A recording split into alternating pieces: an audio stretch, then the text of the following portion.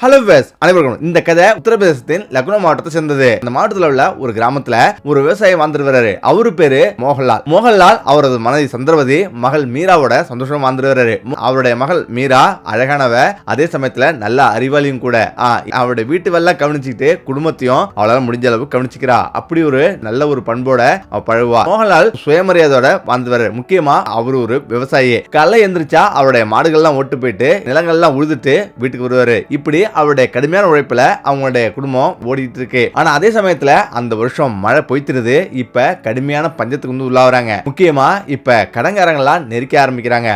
அதே ஊரை சேர்ந்த தன்ராஜ் என்பவரிடம் 10 வருஷத்துக்கு முன்னாடி 50,000 ரூபாய் வாங்கியிருந்தாங்க. ஆனா அது வட்டிக்கு போய் இப்ப 5 லட்சம் ரூபாய் கடன்ல வந்து நிக்குது. இதனால தன்ராஜும் இப்ப வந்து நெருக்க ஆரம்பிக்கிறாரு. இப்ப மோகன்லாலுக்கு பக்கவாதம் வந்து ஏற்பட்டுறது. அவரு படுத்த படுக்கையா மாறுறாரு. அவருடைய மனசும் சுருங்கிடுது. இப்ப எல்லோருமே கஷ்டப்படுறாங்க. அதே நேரத்துல தன்ராஜ் வந்து இன்னும் 3 மாசத்துல கடன் தரல அப்படின்னா இந்த வீட்டை காலி பண்றீங்க, இந்த வீட்டை வந்து என்னிடம் ஒப்படைச்சிருங்க, இந்த நிலத்தையும் வந்து ஒப்படைச்சிருங்கன்னு சொல்லிட்டு வார்னிங் பண்ணிட்டு போயிடுறாரு. இந்த இடத்துல தான் மீரா ஒரு முடிவு எடுக்கிறா. தனது அப்பா அம்மாவுக்கு இப்ப கூட நம்ம உதவுனா நம்ம மகளா இருந்துட்டு என்ன அர்த்தம் அப்படின்னு அவன் நினைக்கிறா. இந்த இடத்துல தான் அவன் முடிவு எடுக்கிறா. ஏதாவது ஒரு ரூபத்துல நம்மளுடைய குடும்பத்துக்கு உதவணும், அப்பா அம்மாவை காப்பாற்றணும் அப்படின்னு அவன் வந்து முடிவு எடுக்கிறா. அவருடைய தோழி மூலமா வெளிநாடுகள்ல வேலை தேடுறா. இப்பதான் சவுதி அரேபியால இருந்து ஷேக் ஹம்தான் வீட்டுக்கு ஆள் தேவை அப்படின்னு அவங்க சொல்றாங்க. இப்ப அந்த வீட்டுல இந்திய ரூபாயில 40,000 சம்பளம், அங்க வீட்டு வேலை அப்படின்னு சொல்றாங்க. இப்ப சரி அப்படின்னு மீராவும் சவுதி அரேபியாவுக்கு புறப்படுறா. இப்பதான் அவளுடைய அம்மா ஏர்போர்ட்டுக்கு வந்து அவளை வந்து அனுப்பிடவரா. இந்த இடத்துல அவளுடைய அம்மா கட்டி பிடிச்சி அவளை வந்து அழுகுறா. உன்னை தனியா விட்டுட்டு நான் எப்படி வாழ்வேன்னு தெரியல, இதுவரையிலும் நான் உன்னை தனியா விட்டதே இல்லை அப்படின்னு அழுதுட்டு இருக்கா. அவளுடைய அம்மாவுக்கு இன்னும் மகளுக்கு திருமணமே செய்யலையே அப்படின்னும் இந்த வருத்தமும் அவங்கள ரொம்பவே வாட்டிட்டு இருக்கு. இப்பதான் அவ சொல்றா, அம்மா இன்னும் கொஞ்ச நாள் தான், அப்பாவுடைய கடன் எல்லாம் முடிச்சிட்டு நான் சீக்கிரமாவே திரும்பி வந்துருவேன், திரும்ப வந்து பிறகு நான் கல்யாணம் பண்ணிக்கிறேன் அப்படின்னும் அவன் சொல்றா. இப்ப சரி அப்படின்னு கட்டி தழுவி கண்ணீரோட அனுப்பி வைக்கிறா. இப்ப மீராவும் சவுதி அரேபியா வந்து இறங்குறா. அங்க இறங்கி பார்த்தவளுக்கு ஒரே ஆச்சரியம். சவுதி அரேபியா ரியாத் விமான நிலையத்துல வந்து இறங்குறா. இப்ப இறங்கி பார்த்தவளுக்கு ஒரே ஆச்சரியம். உயரமான கட்டிடம், அதே போல எல்லா ரூம்லயுமே ஏசி அப்படின்னு அங்க பாக்கிறதுக்கு ஒரு வித்தியாசமான ஒரு நகரமா இருக்கு. அதே நேரத்துல மக்கள் தொகை ரொம்ப குறைவாகவும் ரோடு எல்லாம் பளபளப்பாகவும் இருக்கு. இந்த இடத்துல தான் ஷேக் ஹம்தனோட டிரைவர் வந்து வராங்க.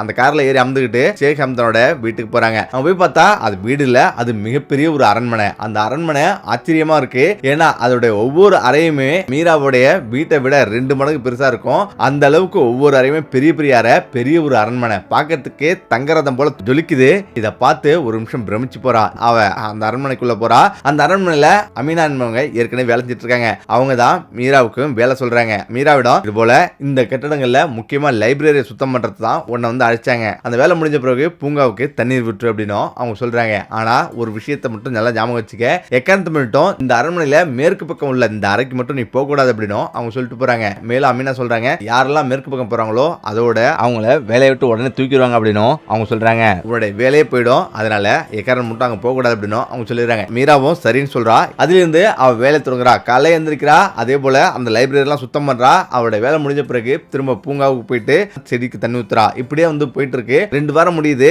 இப்பதான் அந்த அறையில இருந்து பயங்கரமான ஒரு சத்தம் வருது. அவளுக்கு ஒண்ணுமே புரியல, என்னதான் சத்தம் வருது அப்படின்னு. யாரோ அழுகுற மாதிரி, யாரோ கத்துற மாதிரி சத்தம் வருது. இப்ப சரி அப்படின்னா அந்த கதவை வந்து ஓபன் பண்ணி பாக்குறா. அந்த கதவு உள்ள ஒரு இளைஞன் சக்கர நாற்காலியில அமர்ந்திருக்கான். பயங்கரமா கத்துறான். அந்த அறை ஒரு இருட்டா இருக்கு. அந்த இளைஞன் திரும்பி பாக்குறான். அந்த இளைஞனோட பேரு ரியான். அது ஷேக் ஹம்தனோட மகன் தான். அவன் ஒரு சிறந்த விளையாட்டு வீரர். அவன் பல பதக்கங்களையும் வென்றிருக்கான். அதே நேரத்துல திடீர்னு கடந்த சில மாதங்களுக்கு முன்னாடி ஒரு பெரிய ஒரு விபத்து ஏற்படுது. அந்த விபத்துல அவனுடைய 2 காலுமே உடைஞ்சிருது. அவனால நடக்க முடியாத சூழ்நிலை வந்து வந்துருது. இப்ப சக்கர நாற்காலியில அவன் அமர்ந்திருக்கான். இந்த இடத்துல தான் அவன் ஓவியத்துல அவனுடைய கோபத்தை முழுவதும் காட்டிட்டு உட்கார்ந்திருக்கான். யாரு வந்தாலும் எரிச்சல் அடைகிறான், கத்துறான். அவனுக்குள்ளே பல விதமான கோபங்கள் வந்து எழுந்துட்டு இருக்கு. அந்த விரக்தியிலேயே அவன் என்ன பண்றான்னு தெரியாம பண்ணிட்டு இருக்கான். இந்த இடத்துல மீராவை பாக்குறான். மீரா பார்த்து, யார் நீ, இந்த அறைக்கு எதுக்கு வந்த, உடனடியா நீ வெளியாகல அப்படின்னா என்ன நடக்கும் தெரியாது அப்படின்னு அந்த சக்கர நாற்காலியை வேகமா வந்து கொண்டு வரான். ஆனா அவளை பார்த்த பிறகு ஒரு நிமிஷம் அப்படியே வந்து நின்று இருக்கிறான். உடனடியா வெளியே போ அப்படின்னு சொல்லிட்டு அவனை திரும்ப வந்து போயிடுறான். இப்பதான் மீரா அங்கிருந்து வெளில வரா.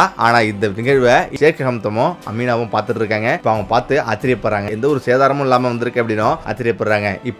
அப்பதான் அமீனா சொல்றாங்க, இந்த அறைக்கு போறவங்க யாருமே காயப்படாம வெளில வரவே முடியாது, உண்மையிலேயே ஆச்சரியமா இருக்கு அப்படின்னு அவங்க சொல்றாங்க. ஏன்னா ரியானுக்கு எப்போதுமே அந்த காலில் வந்து அடிபட்டதுல இருந்து அவன் வந்து ரொம்ப வெறி பிடிச்ச மாதிரி எல்லோரையும் எரிஞ்செறிஞ்சு விழுறான். போறவங்க எல்லாம் அவன் வந்து தாக்க ஆரம்பிக்கிறான். தாக்குனா யார் தான் உள்ள போவாங்க, அதனால அவனுக்கு ஒரு தட்டுல மட்டும் சாப்பாடு மட்டும் போட்டு உள்ள வந்து கொடுக்குறாங்க. இப்ப மீராவை மட்டும் எதுவுமே பண்ணல அப்படின்னு ஆச்சரியப்படுறாங்க. இப்பதான் ஷேக் ஹம்தன் சொல்றாரு, இது போல போல நாளையிலேருந்து நீ தான் ரியானுக்கு சாப்பாடு வந்து கொடுக்கணும், அதே போல நீ தான் அவனை பாத்துக்கணும் அப்படின்னு மீராவிட சொல்றாங்க. மீராவும் சரின்னு சொல்றா. இப்ப மறுநாள் இருந்து அவனுக்கு சாப்பாடு கொடுக்கறதுக்கு மீரா தான் அவனுடைய அறைக்கு போறா. இப்ப சாப்பாடும் கொடுக்குறா. ஆனா அவன் திடீர்னு கோவம் வந்து அந்த சாப்பாடெல்லாம் வந்து விட்டு எறிகிறான். இப்ப சாப்பாடுலாம் கீழே வந்து இறஞ்சிருக்கு. மீரா எதுவுமே பேசாம பொறுமையா அந்த சாப்பாடுலாம் ஒன்னொன்னா எடுத்து அந்த தட்டுல வந்து போடுறா. இப்ப அவன் கொஞ்சம் அமைதியா இருக்கான். இதே போல ஒரு வாரம் தொடர்ந்து வேறு சாப்பாடு எடுத்துட்டு வந்து அவன் கொடுக்குறா. அமைதியா சாப்பிடுறான். இதே போல ஒரு வாரம் கிடக்குது. ஒரு வாரம் கழிச்சு அவனுடைய தாக்குதல் நிறுத்தப்படுது. இந்த இடத்துல தான் அவன் பலவிதமா வந்து யோசிக்கிறான்.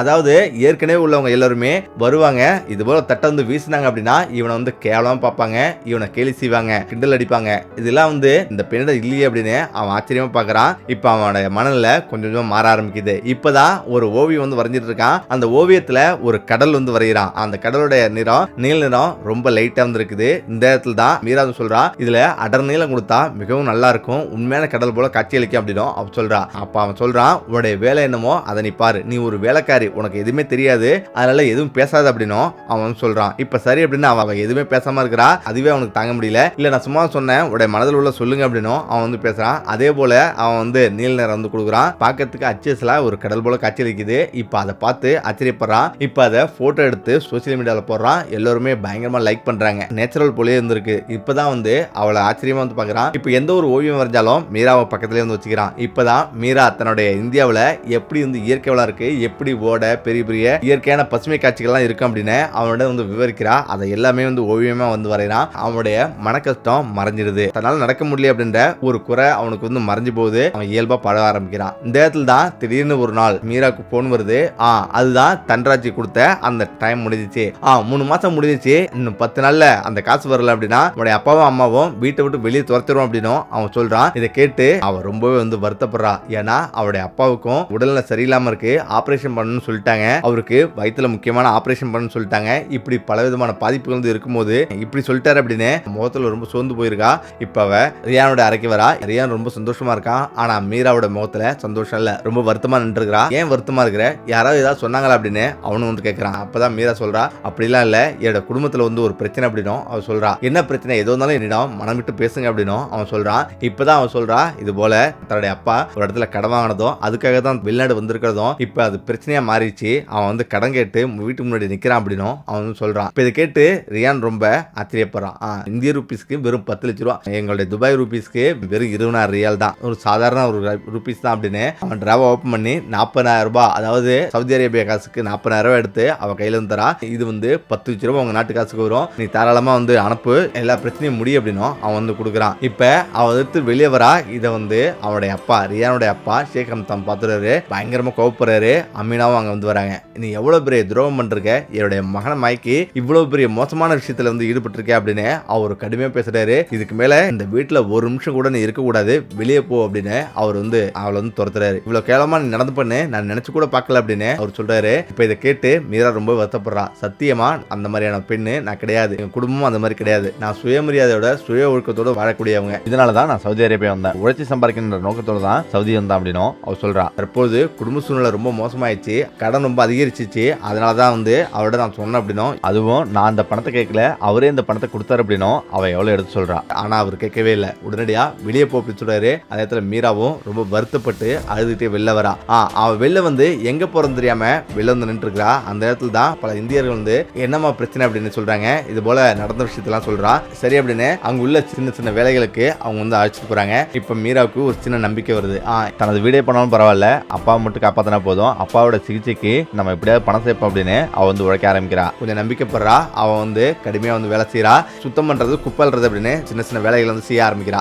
அதே நேரங்கள்ல ரியானு 2 நாள் காத்திருக்கிறான். உள்ள மீரா வந்து வரவே இல்லை. இப்பதான் கோவப்பட்டு பயங்கரமா கத்த ஆரம்பிக்கிறான். அந்த பொண்ணுக்கு என்னாச்சு அப்படின்னு அவன் கேட்க ஆரம்பிக்கிறான். இப்பதான் ஷேக் ஹம்தாம் அங்க வந்து போறாங்க. அமீனாவும் போறாங்க. அமீனா அவனுடைய ரூமுக்கு போறாங்க. இப்பதான் நடந்த விஷயம் எல்லாமே அமீனா சொல்றாங்க. இதை கேட்டு பயங்கரமா கோவப்படுறான்.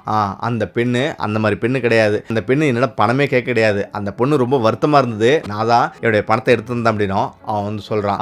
என் முன்னாடி யாரும் நிக்காதீங்க, வெளியே போங்க அப்படின்னு கத்த ஆரம்பிக்கிறான். அவங்களும் பயந்துட்டு வெளியே வந்துடுறாங்க. நாளுக்கு நாள் அவனுடைய கோபம் அதிகரிச்சுட்டு இருக்கு. பழையபடி ரொம்ப மோசமான நிலைக்கு தள்ளப்படுறான். இப்ப தனது மகனுக்கு இப்படியான ஒரு சூழ்நிலை வந்துருச்சு அப்படின்னு அவரு வந்து ரொம்ப வருத்தப்படுறாரு. ஷேக் ஹம்தானுக்கு என்ன பண்றதுனே புரியல. மீரா எங்க இருக்கான்னு அவங்களுக்கு ஒன்றும் புரியல. இப்பதான் மீராவை பல இடங்களை தேடுறாங்க. தேடுறாங்க, கண்டுபிடிக்க முடியல. இப்ப மீராவோட அட்ரஸ் மொத்தமா வந்து எடுத்து பாக்குறாரு. மிகப்பெரிய தவறு செஞ்சிட்டேன் அப்படின்னு ரொம்ப வருத்தப்படுறாரு. இப்ப ரியான் சுத்தமா வந்து அவன் வந்து மாறிடுறான். முன்னாடி உள்ளதை விட மோசமா இருக்கிறான். இப்பதான் அவருடைய போன் பண்ணி ஊர்ல வந்து கேக்குறாரு. ஊர்ல எல்லா விஷயத்தையும் சொல்றாங்க. இது போல அவருடைய அப்பா அம்மா ரொம்ப மோசமான நிலையில வந்திருக்காங்க. அவருடைய வீடு கடங்காரங்க வந்து எடுத்துக்க போறாங்க. அவங்க 2 பேரும் நடுதருக்கு வர போறாங்க அப்படின்னு எல்லாமே சொல்றாங்க. இப்பதான் அவரும் உண்மையை வந்து உணர்றாரு.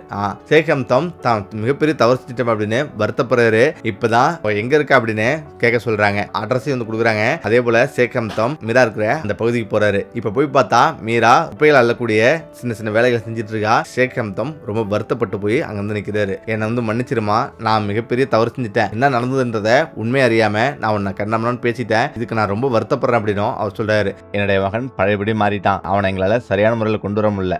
அவனே தனிமைப்படுத்திக்கிட்டான். இதை மாத்துறது உன்னால மட்டும் தான் முடியும் அப்படின்னும் அவர் சொல்றாரு. தயவு செய்து என்னுடைய வீட்டுக்கு வாமா, முடியாதுன்னு மட்டும் சொல்லிடாத அப்படின்னும் அவர் சொல்றாரு. இன்னொரு விஷயம் நான் உன்னிட்ட கேட்கணும், என்னுடைய வீட்டு மருமகளா வரணும் அப்படின்னும் அவர் சொல்றாரு. இதை கேட்டு மீரா அதிர்ச்சி ஆவரா. இப்படியான ஒரு வார்த்தையை அவன் நினைச்சு கூட பார்க்கல. மீராவுக்கு ஒரு நிமிஷம் என்ன சொல்றதுன்னே தெரியல. எல்லாமே என்னுடைய அப்பா அம்மா கையில தான் இருக்கு. அவங்க என்ன சொல்றாங்களோ அதுபடிதான் நான் நடப்பேன். என்னுடைய அப்பா அம்மா என் கூடவே இருக்கணும், அதுதான் என்னுடைய ஆசை அப்படின்னும், நான் அவங்களை விட்டு நான் பிரிஞ்சு வாழ்ந்ததில்லை அப்படின்னும் அவர் சொல்றா. இப்பதான் அவர் சொல்றாரு, எந்த ஒரு பிரச்சனை இருந்தாலும் உன்னுடைய அப்பா அம்மாவோட நான் பேசுறேன் அப்படின்னும் அவர் சொல்றாரு. இப்பதான் தன்னுடைய அப்பாவுக்கு ரொம்ப உடம்பு சரியில்லாததையும் அவ வந்து சொல்றா.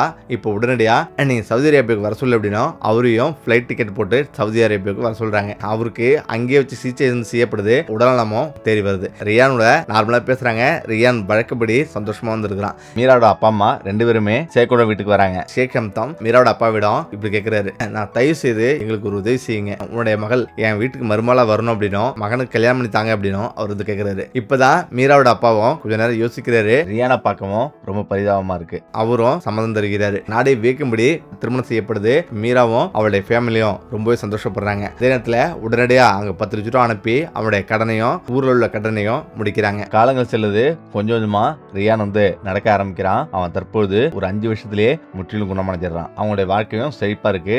வருஷத்துக்கு ஒரு முறை இந்தியாவுக்கு வந்து எல்லோரையுமே பார்த்துட்டு போறாங்க. ஓகே, இந்த விட பிரச்சனை மீண்டும் அடுத்த சந்திப்போம். நன்றி, வணக்கம்.